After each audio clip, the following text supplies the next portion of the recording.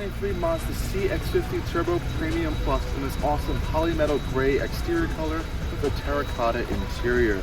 And this is Mazda's hottest vehicle right now. They're really hard to get, and it's going to be encroaching over the CX-5's current dominance in the market. So why is this vehicle so popular? I'm going to show you guys that today and take you on a full tour of my experience of the CX-50 for the past week, because I have a lot of thoughts and they're pretty good for, I would say, almost Mazda's version of the Subaru Outback. Let's dive right in. So guys, here we are with the Mazda CX-50. This is a 2023 CX-50 right here, and Mazda's beautiful polymetal gray metallic paint. And this is in the Turbo Plus premium package trim. So this is one of the highest levels you can possibly get. There is the new Meridian edition that's coming out, which is a little bit more off-road worthy. You have a little bit more off-roady looking exterior matte finishes on the hood, some badges, and a little bit more beefier rubber. Here we have the typical Mazda key we've seen on all Mazdas these days. All your controls are on one side, so if you want to unlock the vehicle, you can just walk up to it, or you can press it on the key fob. You can see the LED lights illuminate on the front end as well as on the mirrors and out back as well. I think first up, we're going to talk about the design of the CX-50, because I think that's one of my favorite aspects of this entire vehicle. A longer, wider, and lower vehicle than the CX-5. It's also on a totally different platform. This is based on the Mazda 3 architecture, which is shared with the CX-30, the Mazda 3, and now this. The CX-50 is 185.8 inches long, while the CX-5 is 180 inches long. So that's a pretty significant change right there. The wheelbase is around 110 inches. 110.8 inches. It's also 75.9 inches wide versus the CX-5's 72 inches wide. So it's definitely a different dimension vehicle than the CX-5. I think that Mazda spent a significant amount of time, and they really did. They spent 2 years on the design of the CX-50 to make sure they got it right. And I think that shows a lot in the shape of this vehicle. Now, of course, we know Mazda's Kodo design language. They're pretty well known for that now at this point. They kind of want to have like the vehicle appear to be as if it's like in motion while standing. I think they do a really good job with that on the CX-50.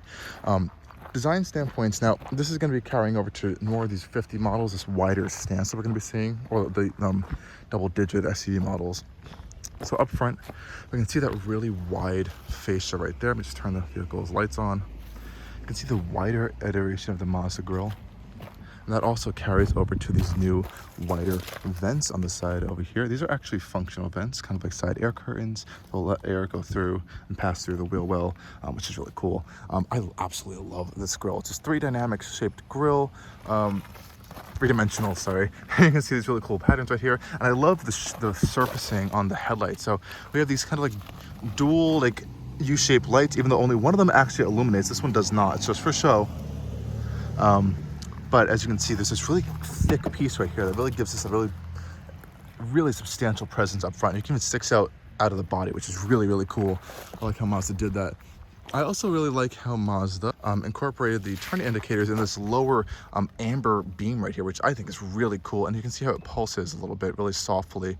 I love how Mazda does that with their turning indicators. Now, I do like the design of those wheels, but I don't think they fit this vehicle as much as I think they should. There's going to be different wheels for the Meridian edition, which is kind of going to be the off-road version of this, or off-road more oriented version. So you'll get chunkier on tires, but these are definitely a road-focused tire. Again, 20-inch wheels right here.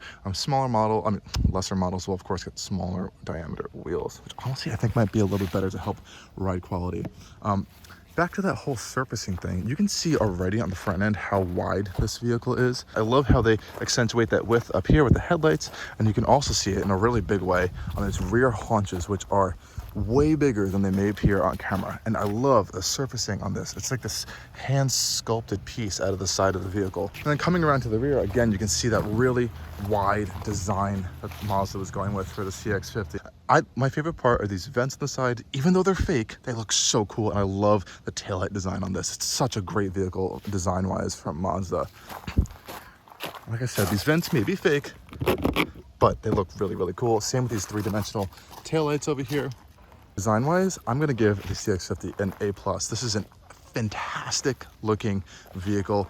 Definitely best in class. So if you're gonna want something that's gonna stand out on the roads, go straight for the CX-50.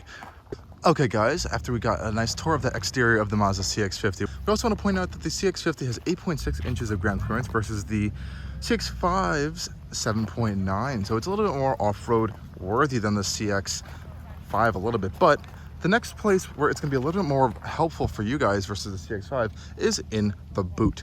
You can access the trunk by the inside, you can press from the key fob, or you can press on the actual trunk, but I'm going to press it from the key fob so I can show you guys how that works. So of course you can just hold the key fob and it should open up.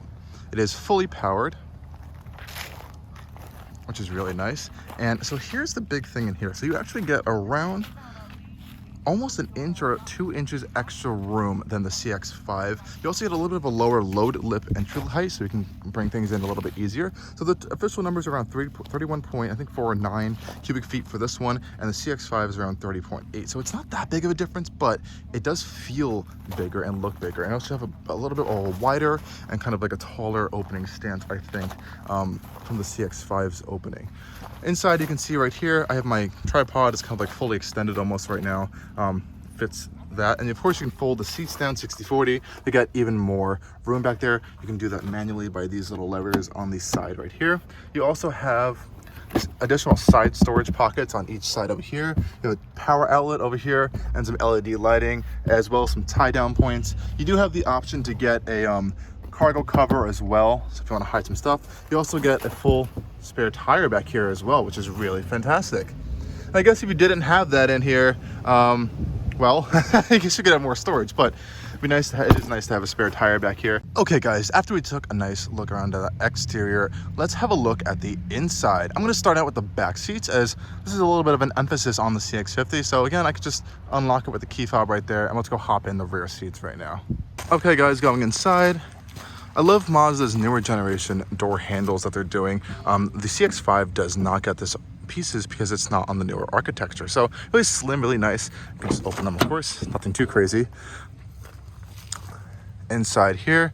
Now, I'm gonna say this right now, the interior quality of the CX-50 is not as nice as the 3 or even the CX-30, I'm not gonna lie. And Mazda focused a lot more on making this vehicle more rugged with a touch of luxury versus like just full on premium and luxury. Here we have soft touch right here, and then the nice terracotta leather on the door panels, plastic again over here with your window switch, and a nice grab handle right there.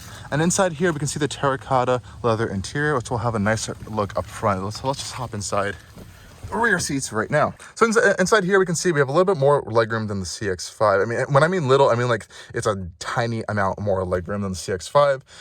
It is fantastic though. You're seated pretty high up in the rear seats, which is kind of cool. You're gonna get this commanding view over the front a little bit, and the seats are really nicely stitched in this kind of nice leather material. A lot of space. No pocket on the driver's side, but you do get a pocket on the passenger side over here.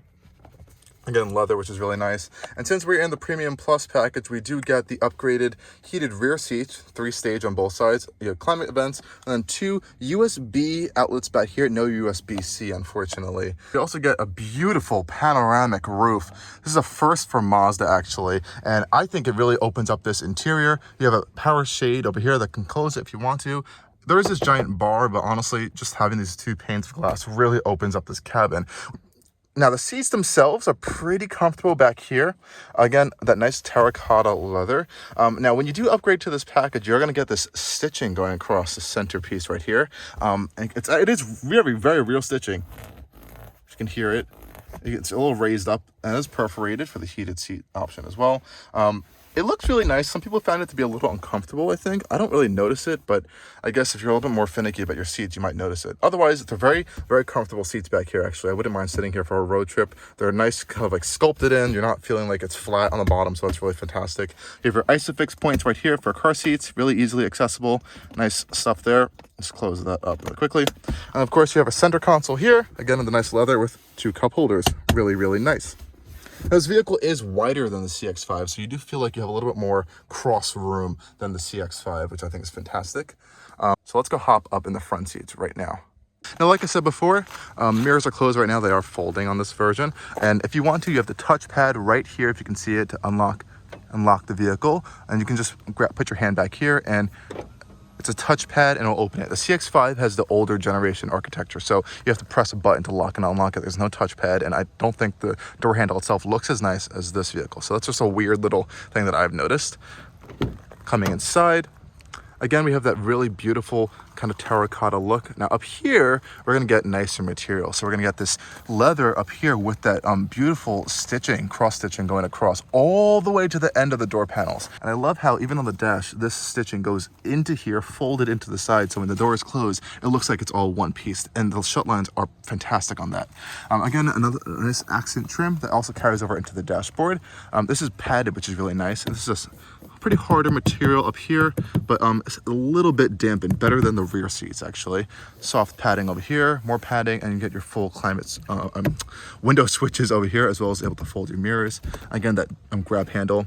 Harder, scratchier plastics down here, but this is, of course, this is a more rugged vehicle. They wanted these materials to be easy to clean, and that's what they're going to be for. Cup holder, storage, and I love how the door sills go all the way down to the end over here, so mud will stay on the outside and not get on your legs if you try to open the door, which is really nice. And now we're on the interior of the CX-50, and this is a super nice place to be, I do think, visually, especially with these terracotta leather seats. Again, with that center spine, people have been complaining about. Again, I don't find it too annoying, but some people might find it annoying.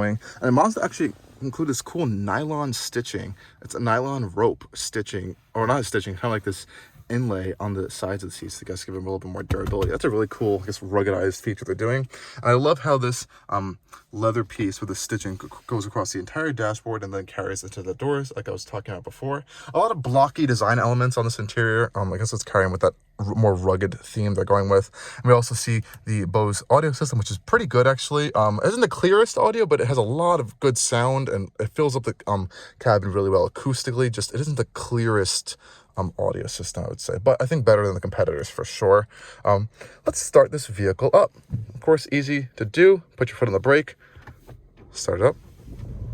Let me see this beautiful display over here, and of course, wireless Apple CarPlay and Android Auto. And when you're in Apple CarPlay, it works as a touchscreen, which is awesome. Finally, thank you, Mazda. It works while you're driving as well, but honestly, I don't care. Of course, some people like this being a touchscreen. I don't think it needs to be a touchscreen because Mazda's control unit down here is fantastic, and the screen is purposely put back so it's in your line of sight, so it's not easy to touch. If I were to go back to Mazda's home system, it does not work as a touchscreen anymore.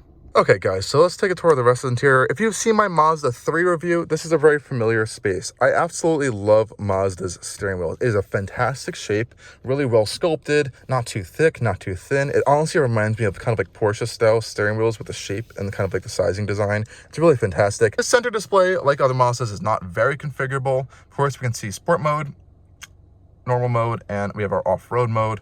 And I think there's a tow haul mode you can actually get for this vehicle, which tows up to 3,500 pounds, which is 1,500 pounds more than the CX-5. So that's a big plus right there as well.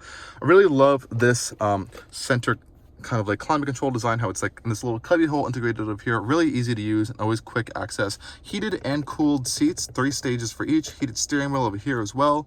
For both passenger and driver, you have the heated and cooled seats, which is fantastic. Automatic climate control, and you can turn them on with these buttons really here. We have these climate vents right here for the driver, and then it's weird over here that the passenger vents is kind of stuck into this like center beam over here. So there's one tiny little vent, and then the passenger gets the other vent over there. Glove box, of course, manual release as it should be. Really nice. And I love the extra width of this center console. You get a lot of storage. I love how Mazda moved the cup holders up front over here. Really nice. They're huge, so you can fit like those big gulp drinks in there. If it's too tall, it might not fit because of how this is kind of curved out over here, which is a little bit of a misfortunate. But you do have these really big cup holders on the door panel, so you have the extra security right there. A nice little rubberized mat over here for even more storage, and I think we have a 12-volt outlet right there, which is cool. Close that up. Again, typical stuff for Mazda center console. We have our MI drive controller. I love this shifter. It's wrapped in leather with this kind of metal finish around it. It feels so sturdy and nice, even when you put it into drive. It's so nice to just hold onto it. I love a feeling of an actual nice shifter, not those stupid like little like shaver style like buttons that we've seen on the Porsche and stuff. One complaint, as you see, we have our auto hold. This turns off every single time you get in the vehicle, which is annoying. I wish I would like remember that and stay on. One little gripe. In the center console here, we have a really nice padded leather center armrest, and it opens in this kind of like fan door style. We also have a full wireless charger, which is here, which you can actually use since you have wireless CarPlay and wireless Android Auto. this opens up really nice really here. You do have USB ports if you want to plug in manually. I will say the wireless charger overheats a lot. I have noticed that, and it doesn't charge your phone as quickly as the USB port does, but you can use it, thankfully, so it does make sense to have it. Just gonna say it's not the best. Wireless charging in general isn't the best, so I can't really hamper it too much there. This is really comfortable, nice and padded as well. So yeah, I mean, this interior is pretty comfortable, pretty nice.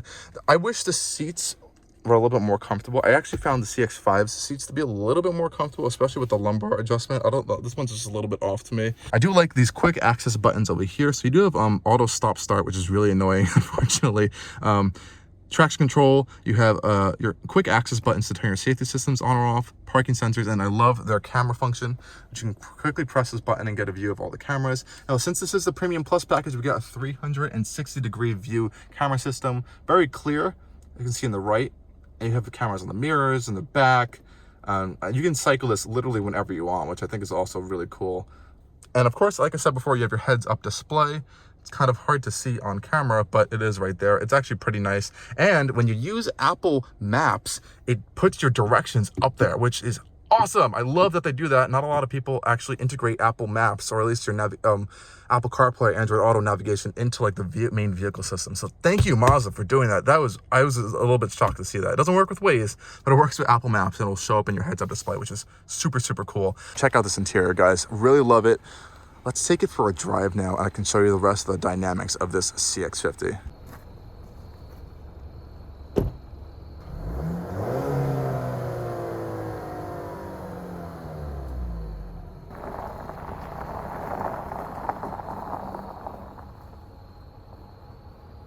Okay, guys, let's take this CX-50 for a drive.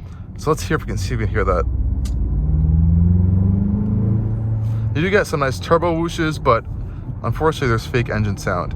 And I have to say the steering is pretty tight on this CX-50, but around corners, it's very planted, but it doesn't feel like it wants to rotate, or at least around that corner, as nicely as the CX-5 does. I think that has to be due to that trailing arm suspension back there. You can feel a little bit more, I guess, the vehicle turning in, or the suspension trying to like keep the vehicle planted. It also has G Vectoring Control Plus, which is Mazda's system that takes your steering inputs, weather conditions, braking inputs, and kind of tailors the torque of the vehicle, the brakes of the vehicle, to kind of help you go around corners and handle a little bit better. It's almost like a torque vectoring system, but not mechanically torque vectoring at all, which is interesting. Let's go around this bend right here. Now, Mazda claims 0 to 60 in around 6.6 seconds. Now, that's obviously going to happen when you have the premium fuel in the vehicle, and you have the full power, 256 horsepower, 320 pound-feet of torque coming out from there. So that's going to be really punchy and powerful there for you. I have to say the brake pedal is pretty firm. Brakes work fantastically, but you will have to get used to that brake pedal.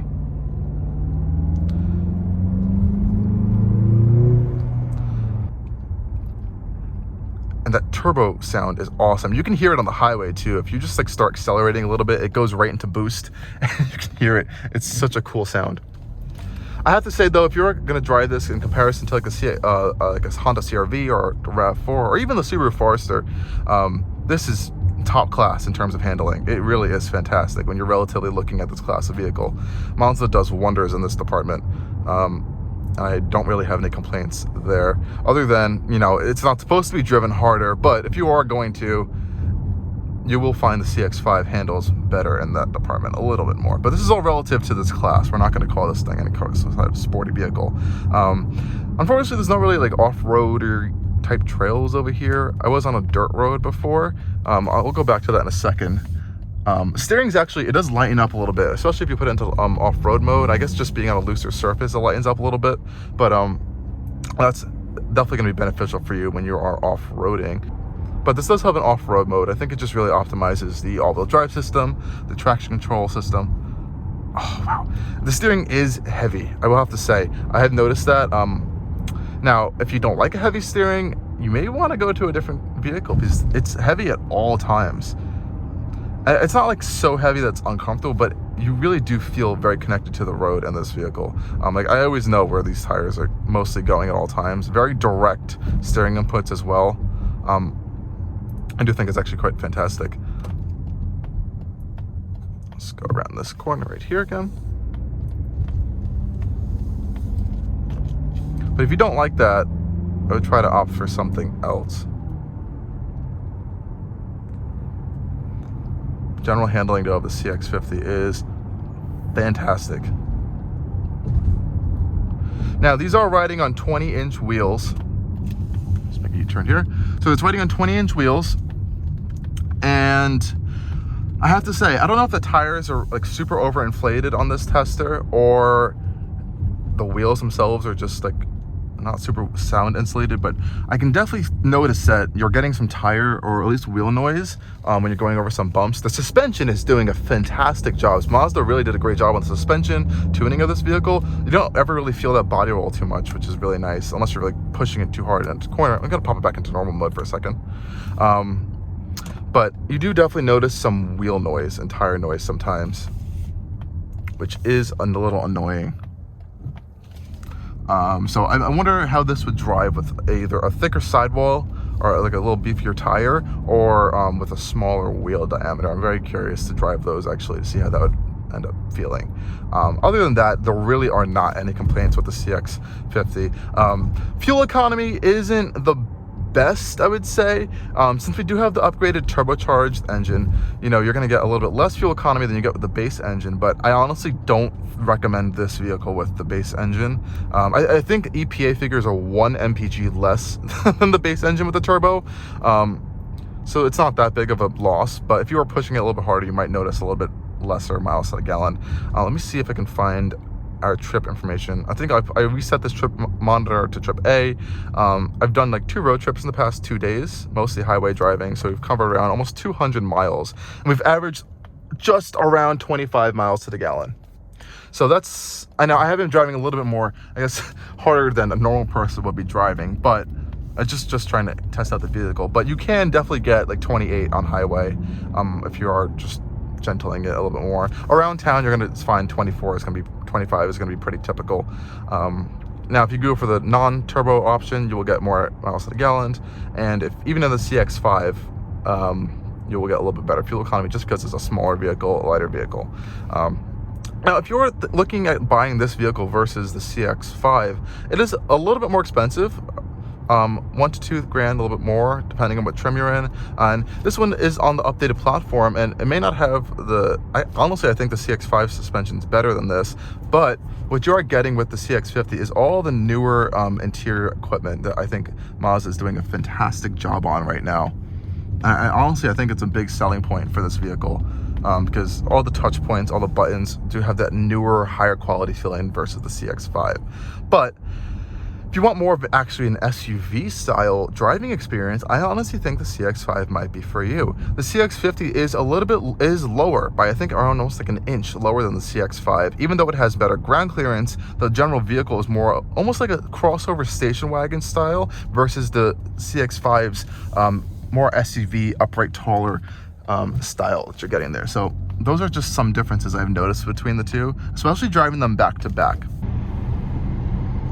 Yeah, but like I said, guys, if you are looking for a vehicle in the segment, I think this is a fantastic choice. I would kind of pitch this directly against Subaru Outback, but if you want something a little bit more refined, a little more grown up, you have to go for the Mazda. There's no questions asked about that. The infotainment system, I think, is better.